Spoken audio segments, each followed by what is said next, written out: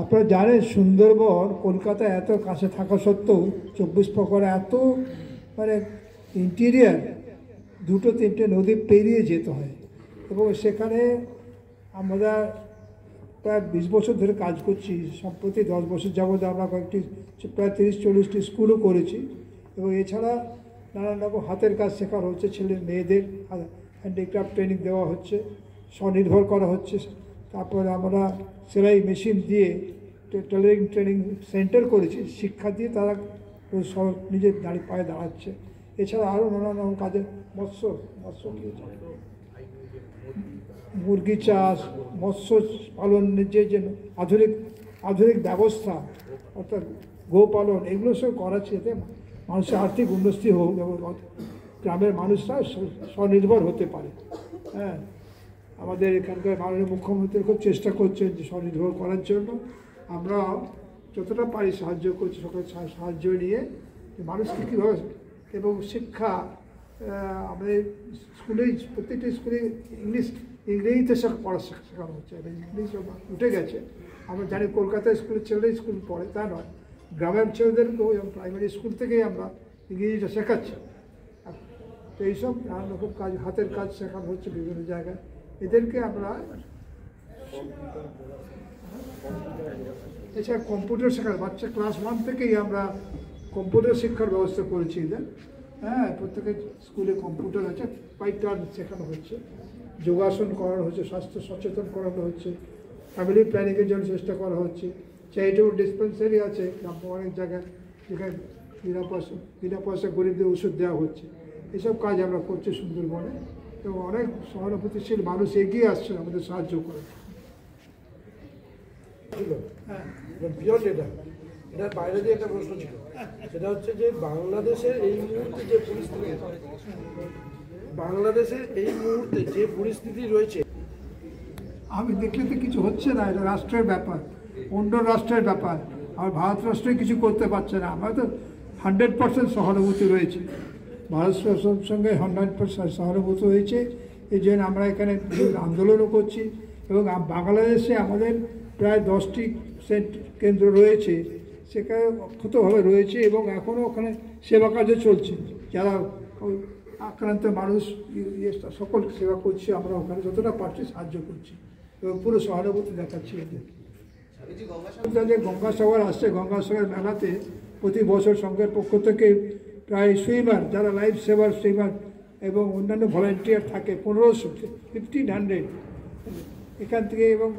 এখান থেকে যাওয়া গঙ্গাসাগর বলেই তো যাওয়া যাচ্ছে না। এখানে প্রথমে নামতে হয় কাকদ্বীপ 8 নম্বর লট, সেখান থেকে লঞ্চে পেরিয়ে ওপরে যেতে হয় কোচিবেড়িয়া, সেখান থেকে করে কী বলে বাসে করেছে 30 কিলোমিটার গঙ্গাসাগর যেতে। আবার এখানে এদিকে আছে নামখানা থেকে লঞ্চে করে যেতে হয় বেলুবন, চেমাগুড়ি, সেখান থেকে বাস। এই 4-5টা পয়েন্টে ভারত প্রশাসন সঙ্গে প্রায় 1500 ভলেন্টিয়ার ডে অ্যান্ড নাইট থাকে 9 জানুয়ারি থেকে নিয়ে 17 জানুয়ারি পর্যন্ত। হ্যাঁ, এই বিরাট 1500। এছাড়া তো ধরুন গঙ্গাসাগর আশ্রম শেষে সেখানে বিরাট আমরা কয়েক হাজার লোকের থাকার ব্যবস্থা এবং প্রতিদিন ওদের প্রসাদ দেওয়া হচ্ছে। যারা মেলা দেখতে আসছে না, খাওয়ার ব্যবস্থা প্রায় ডেলি 8-10 হাজার লোককে ডেলি খাওয়াচ্ছে, চা খাওয়ানো হচ্ছে। চা সরকার কীভাবে আপনাদের সাহায্য করছে? আগে আপনাদের সরকার কোনো সাহায্য করছে এই ব্যাপারে? সরকার সহযোগিতা করছে, আমাদের ডেকেছিলেন মুখ্যমন্ত্রী নিজে মিটিংয়ে ডেকেছেন আমাদেরকে সকলকে, তো সাহায্য সকলে মিলে হচ্ছে। আমরা কুম্ভমেলা এবার কুম্ভমেলা হয়েছে এলাহাবাদে, 12 বছর পর কুম্ভমেলা হয়। তো সেই কুম্ভমেলাতেও আমরা সঙ্গের প্রত্যেকে এই 14 জানুয়ারিতে প্রথম স্নান শুরু হচ্ছে, সেখানেও আমাদের প্রায় 300 লাইফ সেভার ভলেন্টিয়ার রয়েছে।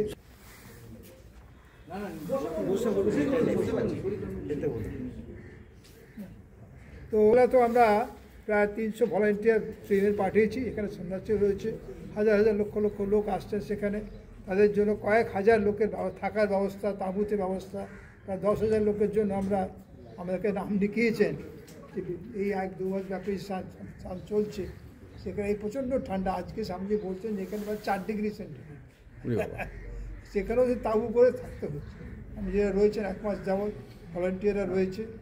তো আমরা সেবা আমরা চাই যে এত কষ্ট করে যে মানুষ আসে তাদের কিছুটা আশ্রয় দেওয়ার ব্যবস্থা করা হোক। আর এখানে আমরা টেম্পোরারি 20 বেডের হসপিটাল করেছি, মোবাইল মেডিকেল ইউনিট রয়েছে, সমস্ত সেক্টরে ঘুরে ঘুরে বেড়াচ্ছে। 2টো মোবাইল মেডিকেল ইউনিট, 30 কিলোমিটার ব্যাপী লম্বা যে ঘুমালা, সেখানে আমরা সাহায্য করছি চিকিৎসা ব্যবস্থায়। ইসিজি করা হচ্ছে ফ্রি, ইসিজি, তারপরে স্যালাইন, তারপরে ইঞ্জেকশন দেওয়া হচ্ছে, ওষুধ দেওয়া হচ্ছে, ডক্টর কোয়ালিফাইড ডক্টর রাউন্ড দি ক্লক রয়েছে, এসব পালস অক্সিমিটার ইত্যাদি সব ব্যবস্থা করেছি। স্বামীজি, আপনার স্বাস্থ্য এখন যেমন আছে, আপনি কি এলাহাবাদ যাবেন?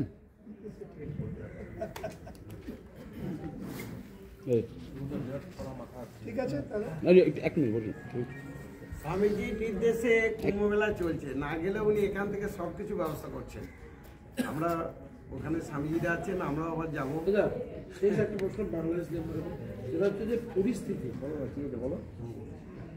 আর সঙ্গ চায় প্রতিটি মানুষের মধ্যে শান্তি এবং সহযোগিতা, সকলে মিলে সহাবস্থান, এটাই চাই। একদিন ধরে মানুষ, তবে মানুষকে স্ট্রাগল করতেই হবে, নিশ্চয়ই কষ্ট হচ্ছে, কিন্তু আমরা চাই শান্তি এবং সহযোগিতা মিলে সকলে থাকবে। এখানে তো কয়েক কোটি ভারতবর্ষ রয়েছে, আমাদের অত্যাচার করছি না, তো বাংলাদেশের সহজ করা উচিত। একদিন চলছিল, হঠাৎ কিছু একটা হয়ে গেছে, ঠাকুরের আশীর্বাদে আবার শান্তি ফিরে আসুক, আমরা এটাই প্রার্থনা করছি।